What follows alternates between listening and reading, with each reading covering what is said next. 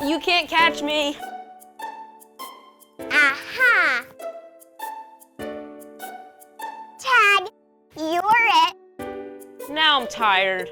Me too. Do you want to play something else? Sure. What should we play? How about the 5 little fish? Okay. Can I be the shark? Yeah, and I'll be the 5 little fish. Ready? Ready.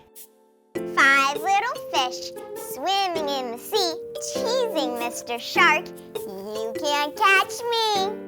Along comes Mr. Shark, quiet as can be, and snap! Uh-oh! 4 little fish swimming in the sea, teasing Mr. Shark. You can't catch me. Along comes Mr. Shark, quiet as can be, and snap! 3 little fish swimming in the sea, teasing Mr. Shark. You can't catch me. Along comes Mr. Shark, quiet as can be, and snap! 2 little fish swimming in the sea, teasing Mr. Shark. You can't catch me. Along comes Mr. Shark, quiet as can be, and snap! 1 little fish swimming in the sea, teasing Mr. Shark. You can't catch me. Along comes Mr. Shark, quiet as can be, and snap! No more little fish? But don't worry, the 5 little fish came back with all their friends and told Mr. Shark they didn't like being snapped at. And Mr. Shark told all the fish that he didn't like being teased. And they all played together without any more fights.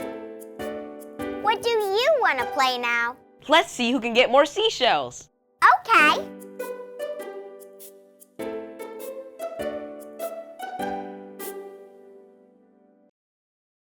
Ready, set, go!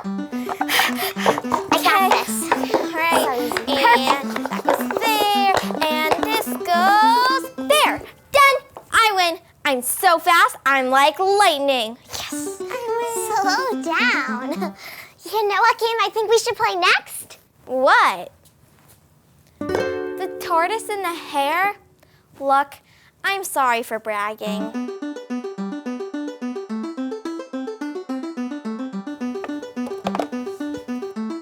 Look at me, I'm so fast. Have you ever seen anyone faster than me? I don't think so. Hi, hare. Tortoise? Is that you? You're so slow, I thought you were a rock. How do you think your friends feel when you say they're slow? You always brag about how fast you are. I challenge you to a race. Are you joking? We'll race around the field to the finish line. We need a finish line. On it.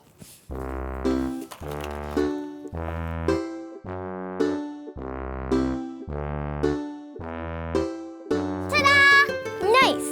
I'll just plant these in the field.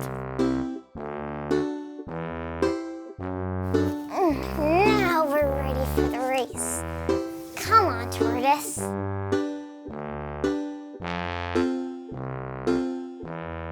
On your mark. Get set, go! Oh, wow, I'm fast. Hey, Tortoise, did you give up yet? Slow and steady wins the race.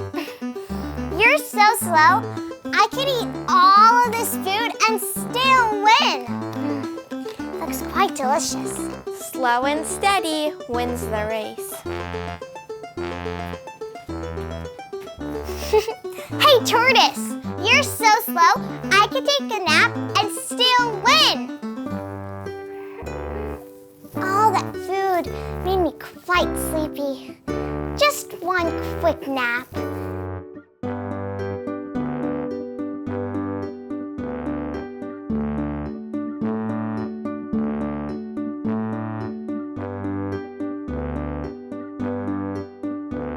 I told you slow and steady would win the race.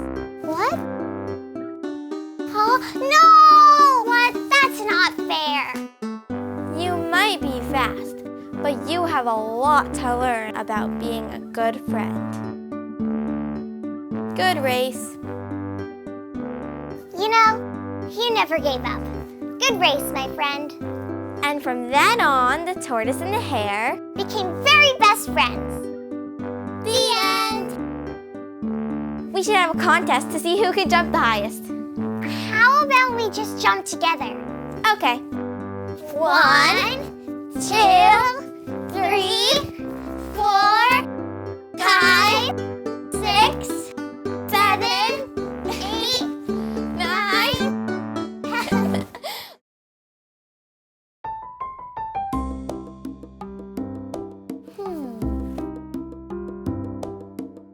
S is for seeds. Nope.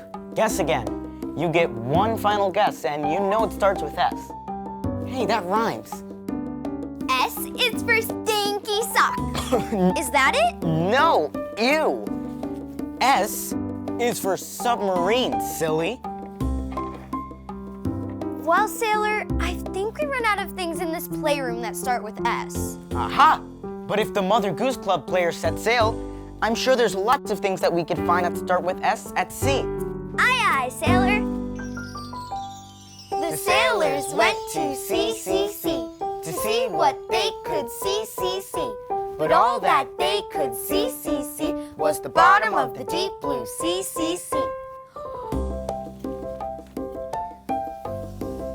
Look, seaweed. Seaweed starts with S. And so does sea turtle. The sailors went to sea, to see what they could see. But all that they could see was the bottom of the deep blue sea. Well played, Sailor. I think I'm gonna go find that shark costume now. Ooh, I want to be an orca whale next.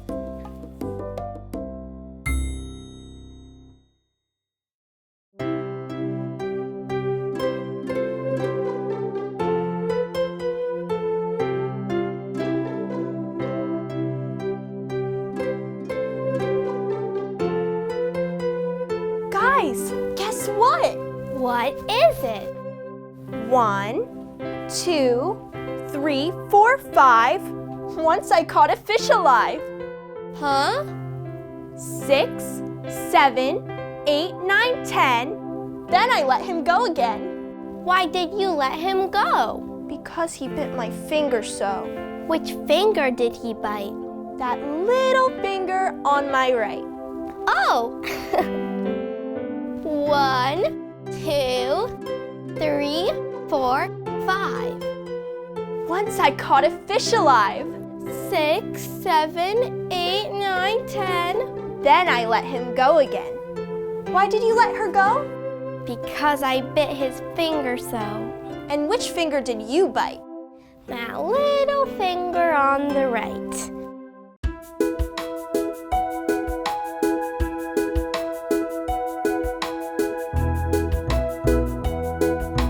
Mermaid, beautiful mermaid, swimming in the sea. Mermaid, beautiful mermaid, calling out to me. Sha-la-la-la, sha-la-la-lee. Mermaid singing in the sea. Sha-la-la-la, sha-la-la-lee. Mermaid singing in the sea. Mermaid, beautiful mermaid, combing down her hair. Mermaid, beautiful mermaid, a crown of pearls to wear. Do you wish to be a fish with shiny scales upon your tail? Or by chance you long to dance to music sweet on girly feet? Mermaid, beautiful mermaid, swimming in the sea. Mermaid, beautiful mermaid, calling out to me. Sha-la-la-la, sha-la-la-lee. Mermaid singing in the sea.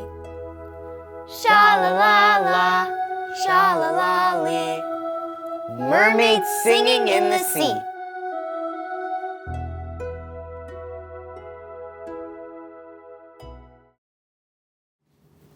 Swim Come closer, children. I have a story for you.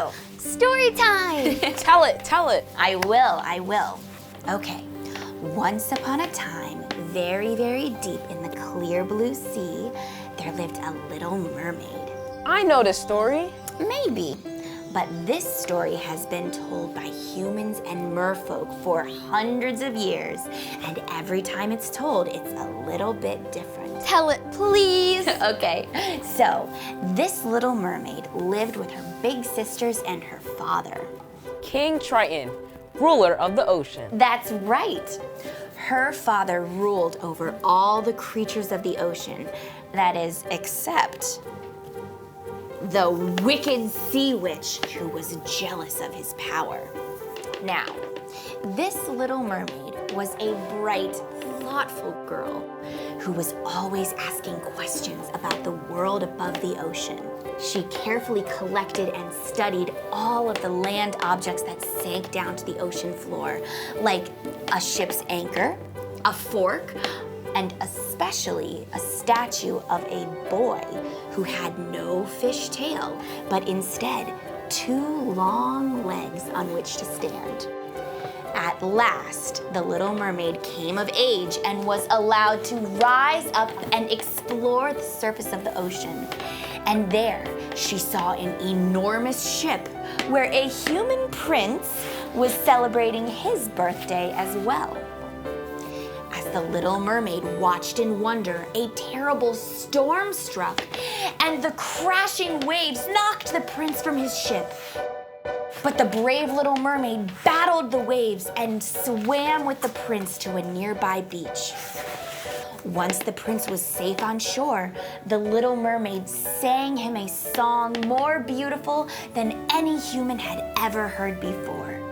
But just as the prince was about to open his eyes, a search party of humans arrived and the little mermaid leapt back into the sea.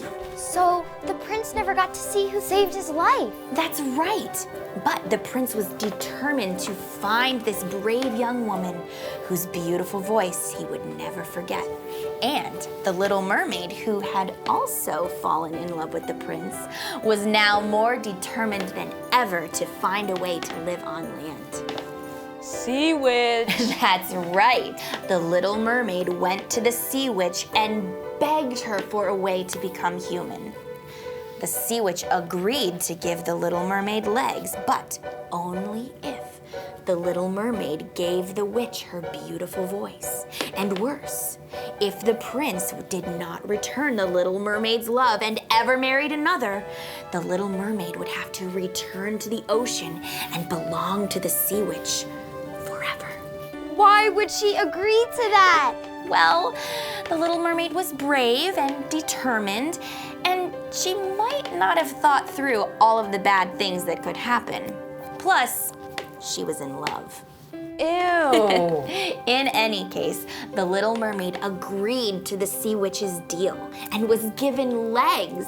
And finally able to leave the ocean, the little mermaid was thrilled to be able to explore the wide world above. She met the prince, who thought that there was something special about this young woman, although she could no longer speak to tell the prince that she was the one who saved his life. Still, the prince welcomed the little mermaid into his palace, where he was struck by her kindness, her sense of humor, and especially her interest in absolutely everything. Uh-oh. That's right. The sea witch grew worried that the prince would marry the little mermaid, so she used her wicked magic to give a visiting princess the little mermaid's voice.